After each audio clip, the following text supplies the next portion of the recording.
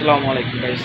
আসলে দেখেন, আপনারা যারা চিন্তা ভাবনা করেন যে আমরা যেরকমভাবে মাছ খাই সৌদিরও মনে হয় এরকম করে মাছ খায়, কিন্তু আসলে কিন্তু বাস্তবে তা না। আমরা যেমন পাঙ্গাস, গ্লাস কাপ, বোয়াল, চিতল, কুইডে, তারপরে কাঁকড়ো মাছ, এরকম মাছ কিনে খাই না, বাজার থেকে কিনে এনে মনে করেন যে রান্না করে কুইডে খাই, কুইডে রান্না করে খাই।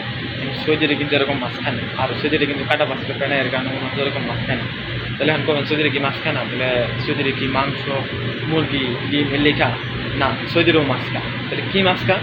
যে আপনি আনসার দেয় যাচ্ছি সৌদিরে খায় টুনা মাছ, যেগুলোর মধ্যে কোনো কাটা নাই, কাটা বাছাই না, একবার মেশিন দিয়ে কাটা বাছাই না, বুঝছেন?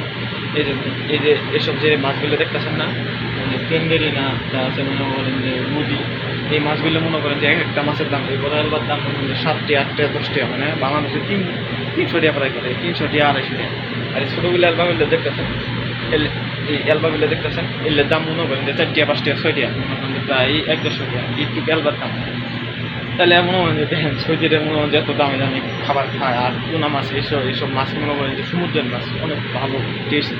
যারা খাইছে তারা খাওয়াবো, বুঝছেন?